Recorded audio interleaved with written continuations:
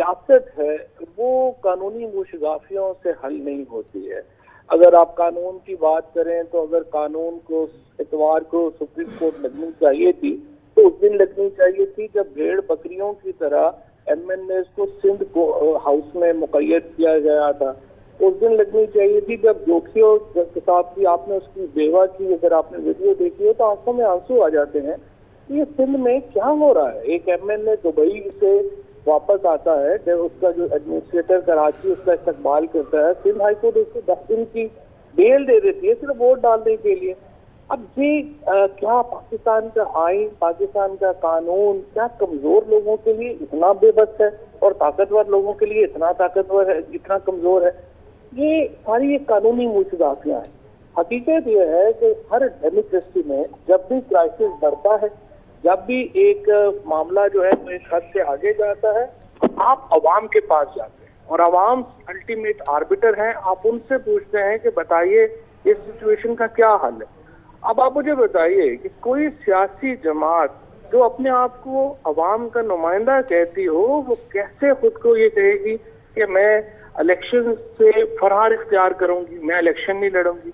अगर आप इलेक्शन ही नहीं लड़ सकते तो फिर आप सियासी जमात क्या? लेकिन फवाद चौधरी साहब, इलेक्शन तो तलब किया जा रहा था, इलेक्शन का तो मुतालबा था, इलेक्शन ही कराना था।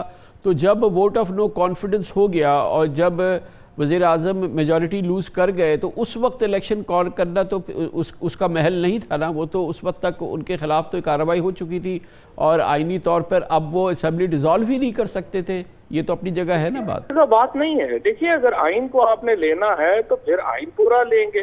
फिर आर्टिकल 63A को आप आइन से मिनहा तो नहीं कर सकते, फिर आर्टिकल 5 को आप आइन से मिनहा तो नहीं कर सकते। इसलिए ये तो नहीं हो सकता कि आप ये कहें कि आधा आइन हमें जो है वो मंजूर है, दूसरा आइन हमें मंजूर नहीं है। अब मीठा मीठा हप और कड़वा कड़वा थू, ये तो देखिए बड़ी नामुनासिब बात है। और अल्टीमेटली आइन हो, कानून हो, वो अवाम उसके पाबंद नहीं है, वो अवाम का पाबंद है। और यहाँ पे क्या किया इमरान खान ने, उन्होंने जो फैसला है वो अवाम की अदालत पे छोड़ा है।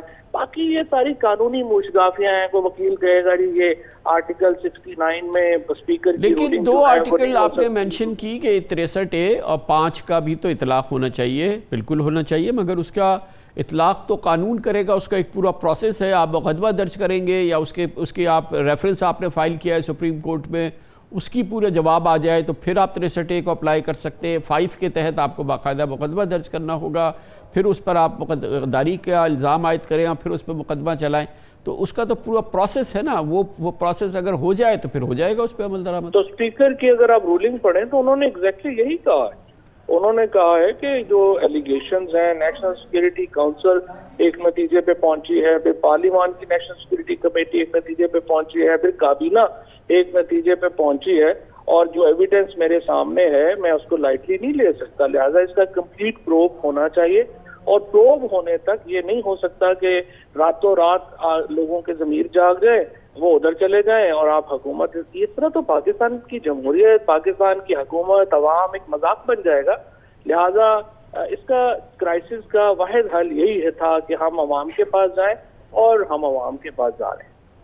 तो ये जो आर्टिकल 5 है और आपने कहा कि कौमी सलामती कमेटी ने इस पर इस पूरे जो चीज़ उनके सामने आई उसको तो ज़रूर उन्होंने नोटिस किया है उस हवाले से, मगर किसी सूरत से इस बात की कोई उसमें इम्प्लीकेशन नहीं है इस इजलास में एनएससी के कि ये अराकीन पार्लियामेंट जो है वो दरअसल किसी किस्म की साजिश का हिस्सा थे और वो उनका इसमें बराह रास्त कोई किरदार था या वो मुबैना तौर पर गद्दारी के मुर्तकिब हुए हैं।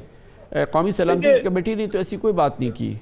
नहीं कामरान साहब, अगर आप सलामती काउंसिल का पढ़ेंगे एलामिया तो उसमें उन्होंने कहा है कि ये ब्लैटेंट इंटरफेरेंस है पाकिस्तान की पॉलिटिक्स में। अब इससे आगे अगर जब सुप्रीम कोर्ट अगर मांगेगी डॉक्यूमेंट्स, कौन कब कहाँ किससे मिला, बाहर किसकी कहाँ किससे मुलाकातें हुई, किसकी क्या इंडोर्समेंट्स हुई, वो तमाम डिटेल्स जो हैं वो सामने आएंगी। ये अलबत्ता क्योंकि हम हुकूमत में नहीं है, सुप्रीम कोर्ट अगर अटॉर्नी जनरल को कहेगी वो तमाम रिकॉर्ड सुप्रीम कोर्ट में आ जाएगा और आप यकीन करेंगे कि कोई भी उसको आसानी से इग्नोर नहीं कर सकेगा।